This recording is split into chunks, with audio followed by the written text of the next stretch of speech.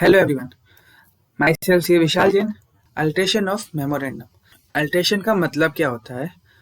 Alteration section 2 subsection 3 में alter और alteration includes the making of addition, omission and substitution. मतलब alteration का मतलब आप उसमें कुछ ऐड करिए, आप उसमें से कुछ निकाल दीजिए या कुछ घटा दीजिए।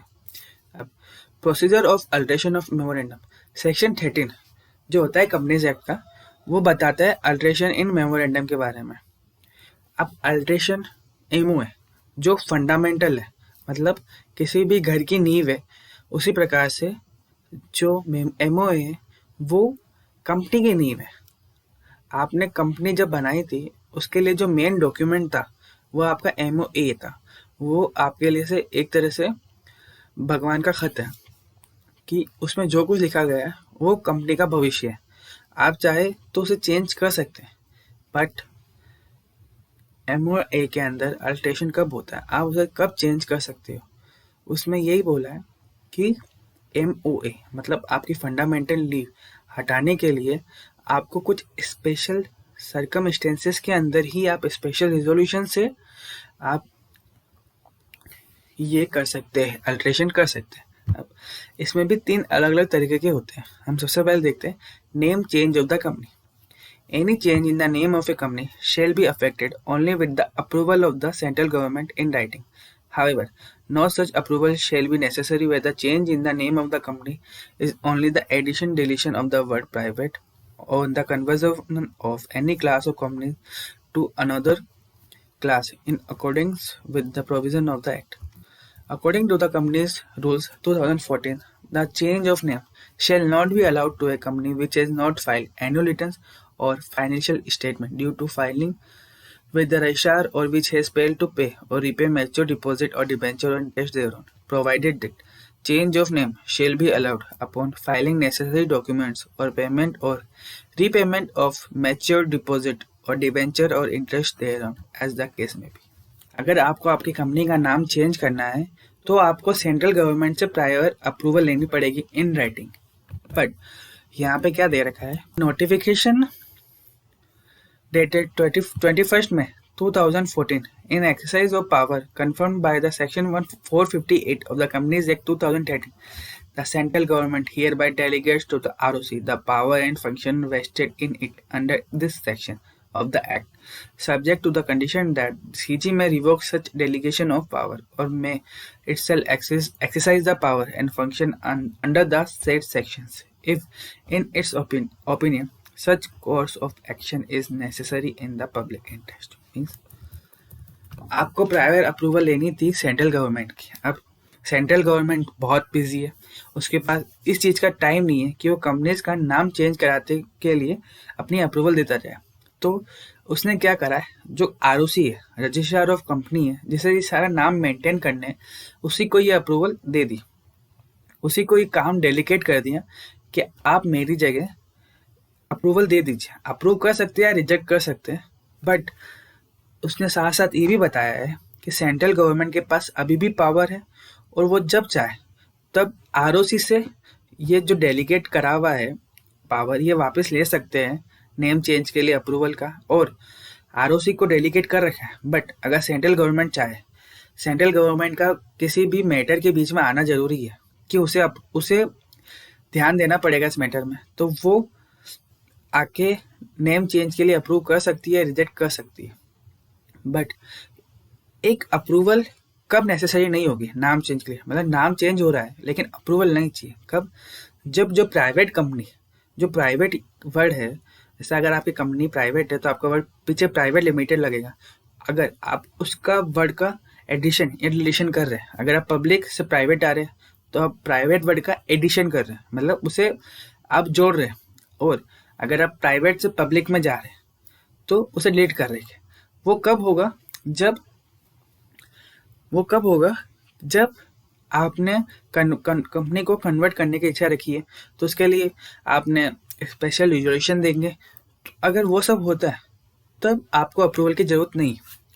According to the Companies Act, Companies Rule 2014, the change of name shall not be allowed to a company which has not filed annual returns or financial statements due for filing with the registrar or which has failed to pay or repay mature deposit or debentures or interest due. मतलब as a company आपको कब allow नहीं होगा आपका नाम change करना company का? कब?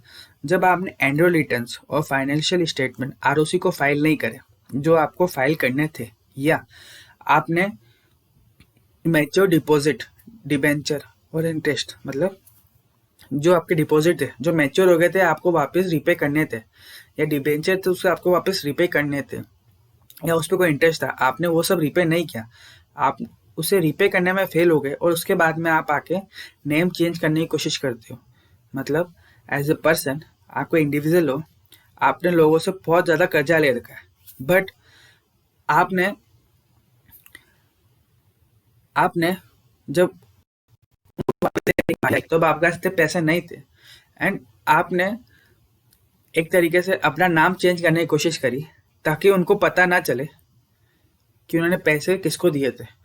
तो आपको पहले डिपॉजिट, डिबेंचर और जो इंटरेस्ट है आप उसे पहले चुका दीजिए, फिर आपका नाम चेंज करने के लिए एग्री करेंगे। और या एंड अगर आपका एनुअल रिटर्न और फाइनेंशियल स्टेटमेंट बाकी है फाइल करना आरओसी से, तो आप उसे फाइल करिए, उसके बाद आप नाम चेंज करने के लिए हमारे पास आइए।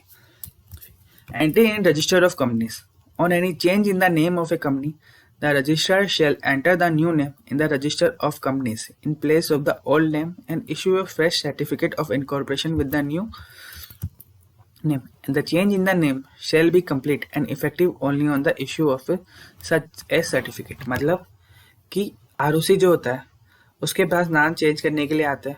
अब आरओसी नाम चेंज करेगा उसे एक, और जो अपना रजिस्टर है जिसमें सारी कंपनियों का नाम मेंटेन होता है उसके अंदर नया नाम चेंज करेगा एंड कंपनी को एक फ्रेश सर्टिफिकेट ऑफ इनकॉर्पोरेशन देगा।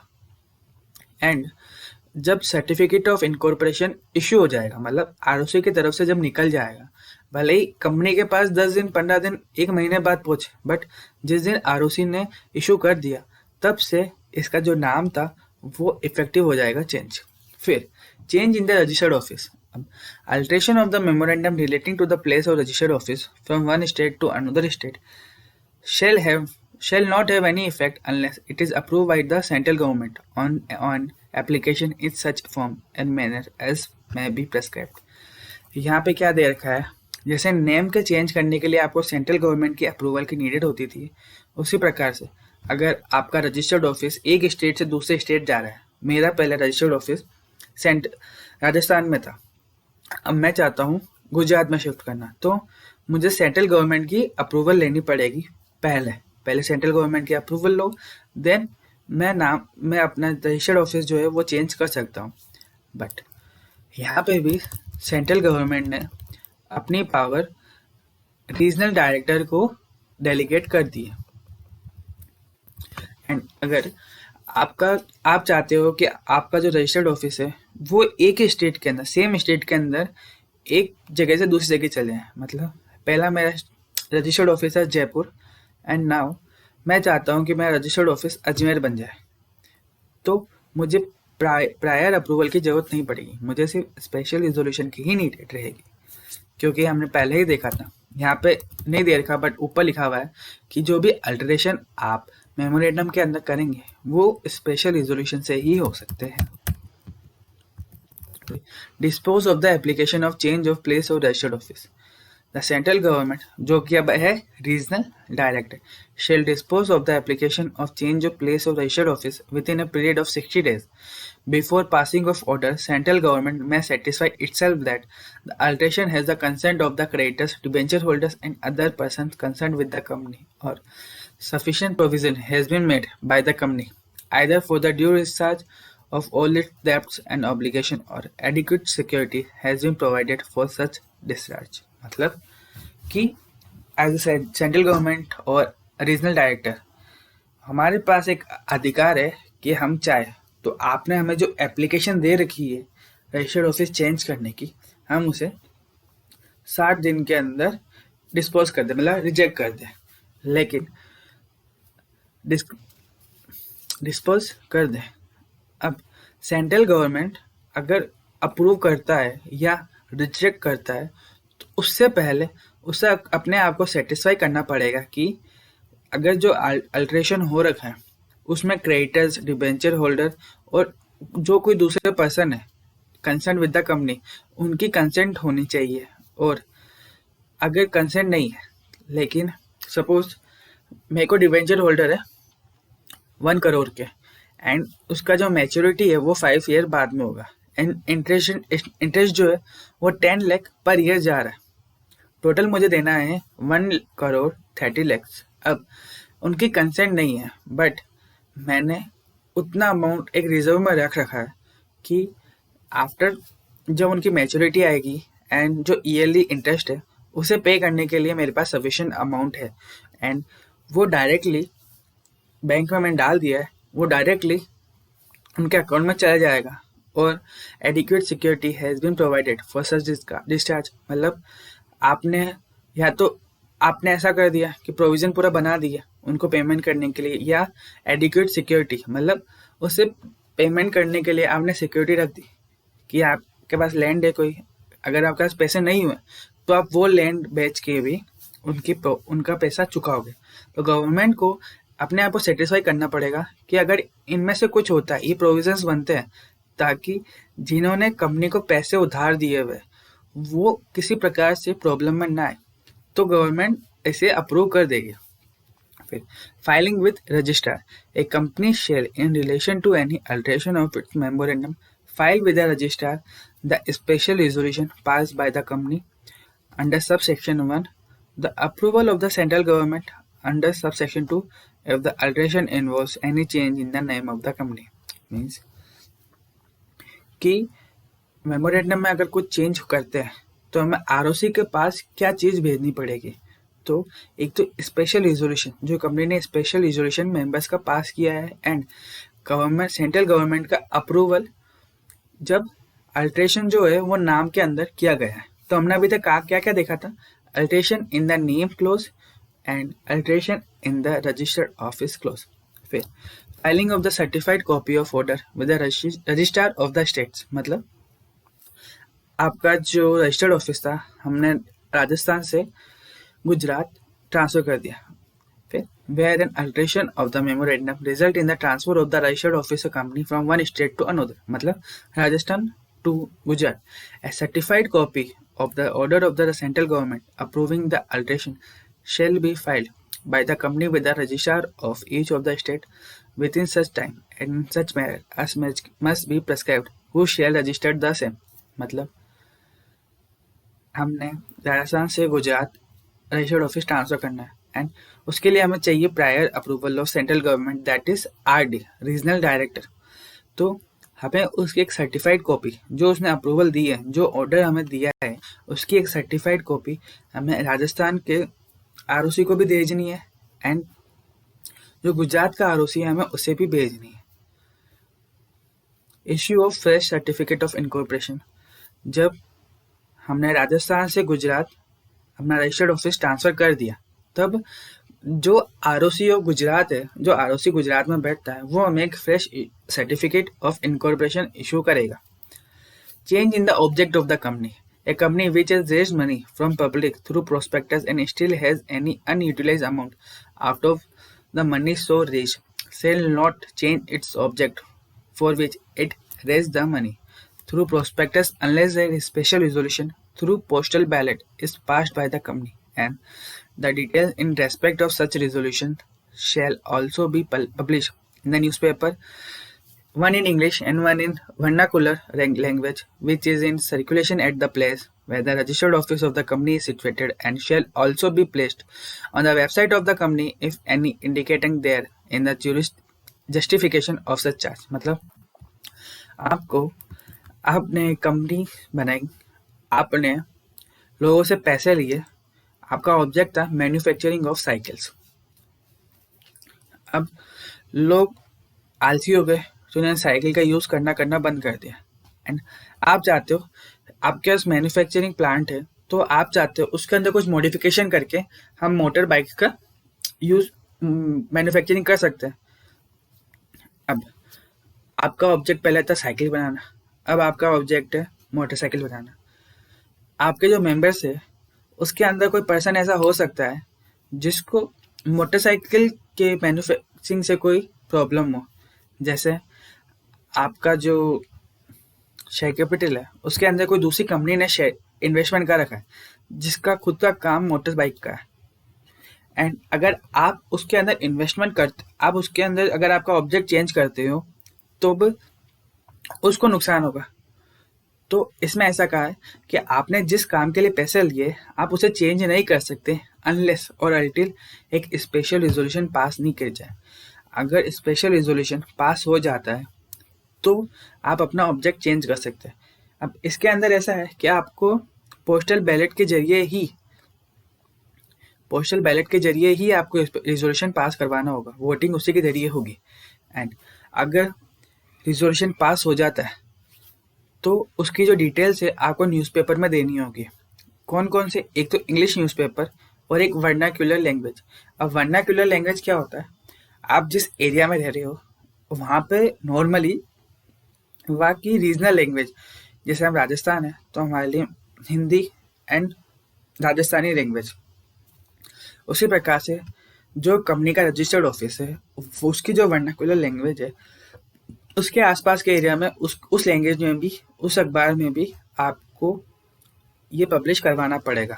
एंड अगर आपकी कंपनी की कोई प्रकार की वेबसाइट है तो आपको उस वेबसाइट के ऊपर भी ये बताना पड़ेगा एंड आपने ये ऑब्जेक्ट चेंज क्यों करा। जैसे इस केस में जो साइकिल थी उसकी सेल नहीं हो रही थी, कंपनी को नुकसान हो रहा था, मेंबर्स को डिविडेंड नहीं मिल रहा था, उसके पैसे डूब रहे थे। तो उसको ना डूबे, कंपनी ना डूबे, कंपनी को प्रॉफिट हो, उसके लिए वो मोटर बाइक के फील्ड में जाना चाहते थे। The dissenting shareholders shall be given an opportunity to exit by the promoters and the shareholders having control in accordance with the regulation to the specified by the Security and Exchange Board। मतलब हमने देखा example कि एक company में दूसरी company ने investment कर रखा था एंड उनका जो स्पेशल रिजोल्यूशन पास होता उससे पुरानी वाली जो कंपनी दूसरी है जिसने इन्वेस्टमेंट कर रखा था उसको नुकसान होता। एंड सपोज मानिए उसके अंदर 20%, उसने सिर्फ 20% शेयर कैपिटल होल्ड कर रखी थी। अब बाकी सब जने एग्री थे, बाकी जो 80% थे वो एक ग्रुप ऑफ पर्सन थे जो एग्री है, और सिर्फ 20% जो कंपनी की होल्डिंग है वो अगेंस्ट है। तो स्पेशल रिजोल्यूशन पास हो जाएगा, बट आपका जो डिसेंडिंग शेयर होल्डर्स है जो मना कर रहे थे, जो इस रिजोल्यूशन के अगेंस्ट है, तो उनके पास एक मौका है कि आप चाहे तो आप आपकी जो होल्डिंग है वो कंपनी को, उसके प्रमोटर्स या जो 80, जो मतलब इस एग्जांपल में 80% लोग थे जो कंपनी को होल्ड करते थे, कंट्रोल करते थे, उनको आप दे दीजिए और उनसे जो वैल्यू है शेयर्स की वो आप लेके चले जाइए। तो एक अपॉर्चुनिटी दे रखी है कि अगर आप राजी नहीं है, आप कंपनी के ऑब्जेक्ट से खुश नहीं है, तो आप चाहे तो जा सकते हैं।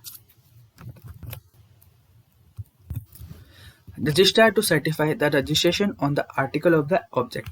The registrar shall register any alteration of the memorandum with respect to the objects of the company and certify the registration within a period of 30 days from the date of filing of special resolution. मतलब जो registrar है वो register करेगा memorandum के object के अंदर कुछ भी चेंज होता है और उसे सर्टिफाई करेगा 30 दिन के अंदर अंदर, जब स्पेशल रिजोल्यूशन की कॉपी हम रजिस्ट्रार को देंगे। हमने रजिस्ट्रार को कॉपी दी, उसके बाद 30 दिन के अंदर अंदर कंपनी का जो ऑब्जेक्ट है उसे अल्टर कर देगा रजिस्ट्रार, एंड अब उसकी जो डेटा है उसके अंदर वो फीड कर लेगा। फिर alteration to be registered, no alteration made under this section shall have any effect until it has been registered in accordance with the provision of this section। मतलब कोई भी आप अल्ट्रेशन करते हो उसका कोई इफेक्ट नहीं होगा जब तक उसको रजिस्टर्ड नहीं करेंगे इस प्रोविजन के अंदर। मतलब जब तक आरओसी उससे एग्री नहीं करेगा, उसे अपने बुक्स में रजिस्टर्ड नहीं करेगा, तब तक अल्ट्रेशन का कोई भी रजिस्टर्ड नहीं होगा। एक एग्जांपल इसका यही है कि आपने किसी को अपना प्लॉट बेचा, ठीक है, आपने उसे प्लॉट बेच दिया, प्लॉट नहीं तो हम, एक एग्जांपल है इसका कि आपने अपना घर किसी को बेचा, उसे अपनी चाबी दे दी घर की एंड उससे पेमेंट ले लिया, बट क्या क्या उसके घर उस घर के मालिक के अंदर कुछ अल्टर हुआ? उस घर का मालिक चेंज हुआ? नहीं, मालिक जो पहले था वही है। सिर्फ चाबी देने से, पेमेंट लेने से मालिक बदल नहीं जाता। जब तक आप उसे स्टैम्प पेपर्स पे ड्यूली साइन करवा के लीगली उसे सेल डीड बना के उसे सेल नहीं करते, तब तक अल्ट्रेशन का कोई मीनिंग नहीं रहता। Only member have right to participate in the divisible profit of the company. अब ये पॉइंट तो वैसा ही है कि जो मेंबर्स है, जिसने कंपनी के पैसे लगाए, उसी के ऊपर उसी को मिलेगा डिविजल प्रॉफिट के अंदर राइट। क्यों? बिकॉज जो बाकी सब है, क्रेडिटर्स है, शेयर डिबेंचर होल्डर है, डिपॉजिट होल्डर है, जो कुछ भी है, उनका हम पहले ही उनका हमारे ऊपर एक तरह से लोन होता है और हमने वो लोन पूरी तरीके से पे कर दिया। हमें जो इंटरेस्ट हमारा पर बन रहा था हमने पेमेंट कर दिया, और जो भी लायबिलिटी थी, एक्सपेंडिचर थे, वो हमने सब खत्म कर दिए। उसके बाद में ही हमारे पास प्रॉफिट आया, तो उस पर अधिकार सिर्फ और सिर्फ मेंबर्स का होता है। अब जो अल्ट्रेशन है, वो जिस दिन अल्ट्रेशन हो गया उसके बाद में वो आपको मेमोरेंडम एंड आर्टिकल्स की सारी कॉपी में रखना है। अब सब कुछ इलेक्ट्रॉनिक हो गया है, तो आपको सिर्फ एक पीडीएफ के अंदर चेंज करना है। एंड अगर आप वो करने में फेल हो जाते हो, आप वो चेंज नहीं कर पाते, तो आप पे एंड जो डायरेक्टर्स है कंपनी के, जो डिफॉल्ट में है, उन सबके ऊपर 1000 रुपीज़ पर डे का पेनल्टी लगेगी। अब ये स्टडी मेट में आईसीआई ने बहुत अच्छा किया है कि उन्होंने कुछ प्रोविजंस में जहाँ पे नेसेसरी है वहाँ पे समरी दे दी है, ताकि अगर बच्चों को एंड एग्ज़ाम टाइम के अंदर वो पढ़ने का टाइम ना मिले, तो वो ये पढ़ के भी एग्ज़ाम देने जा सकते हैं। तो हम एक बार इसका भी रिव्यू कर लेते हैं कि एमओए क्लोज जो होता है उसके अंदर कौन कौन से क्लोजेस हैं। रिजोल्यूशन हमारा कौन सा चाहिए? एक्सटर्नल अप्रूवल, मतलब बाहरी वातावरण, मतलब कि जो आउट ऑफ द कंपनी है, उनसे भी आपको अगर अप्रूवल लेनी पड़े तो इसका आउटकम क्या आता है। एंड एप्लीकेबिलिटी, ये किस पे एप्लीकेबल है? इस पे एप्लीकेबिलिटी मतलब कि ये किस चीज़ पे एप्लीकेबल नहीं है। फर्स्ट आता है नेम क्लोज। नेम क्लोज हमारे को हमारा नाम चेंज करना है, उसके लिए स्पेशल रिजोल्यूशन चाहिए। एक्सटर्नल अप्रूवल, आपको सेंट्रल गवर्नमेंट की अप्रूवल लेनी है। अब सेंट्रल गवर्नमेंट ने इस चीज़ के लिए अपना काम किसको डेलीगेट किया है? आरओसी। इसका आउटकम क्या होगा? इसका रिजल्ट क्या आएगा? आपने अप्रूवल ले ली, आपने आरओसी को फाइल कर दी, आपकी डिटेल्स। अब इसका आउटकम क्या आएगा कि एक नई इनकॉर्पोरेशन सर्टिफिकेट इशू करेगा आरओसी। अब नाम चेंज क्लोज जो है वो किस चीज़ पे एप्लीकेबल नहीं है, कि अगर आप नाम चेंज करते भी हो किस प्रकार का, लेकिन उस पर ये क्लोज एप्लीकेबल नहीं होगा। तो उसमें आता है where only word private is added और deleted on company class conversion, मतलब वो प्राइवेट का नाम अगर आप ऐड और डिलीट करते हो तो ये एप्लीकेबल नहीं होगा।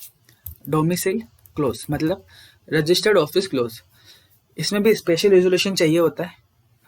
अप्रूवल ऑफ गवर्नमेंट कब रिक्वायर्ड होती है? जब एक स्टेट से दूसरे स्टेट में जा रहा हूँ, तभी आपके ऊपर approval of central government required हो गया। The central government shall dispose of the application with in a period of 60 days and before passing it's order may satisfy itself। ये हमने पहले ही देखा था कि सेंट्रल गवर्नमेंट चाहे तो जो एप्लीकेशन थी रजिस्टर्ड ऑफिस एक स्टेट से दूसरे स्टेट ट्रांसफर करने की, जहाँ पे सीजी की अप्रूवल की नेसेसिटी थी, तो वहाँ पे सेंट्रल गवर्नमेंट चाहे तो 60 दिन के अंदर अंदर ये चीज़ रिजेक्ट कर सकती है। ये हमने पूरा पॉइंट पढ़ा ही था स्टार्टिंग में। फिर ऑब्जेक्ट क्लोज, अब ऑब्जेक्ट कंपनी का, उसके लिए भी स्पेशल रिजोल्यूशन चाहिए। ये हमने पहले देख लिया था। फिर लाइबिलिटी क्लोज, मतलब आपके कंपनी के अंदर जो लाइबिलिटी है, जो कैपिटल क्लोज है, अगर आपको उसके अंदर चेंज करना है, हम एग्जांपल लेते हैं कि 10 करोड़ की हमारे पास ऑथोराइज शेयर कैपिटल थी, इशूड सिर्फ 1 करोड़ का रखी थी। अब कंपनी में जो भी पर्सन्स थे, उन्होंने मिलकर ये तय करा कि हमारे पास हमने 1 करोड़ इशू कर दिए, 1 करोड़ फुली सब्सक्राइब है, अब हमारे को और पैसों की जरूरत नहीं है, तो वो चाहे जो ऑथोराइज शेयर कैपिटल थी उससे 10 से 1 ला सकते हैं, तो उसके लिए भी स्पेशल रिजोल्यूशन चाहिए होता है। Thank you everyone. इसके बाद नेक्स्ट टॉपिक में ये डालूंगा alteration of articles and so on. तो थैंक यू वेरी मच।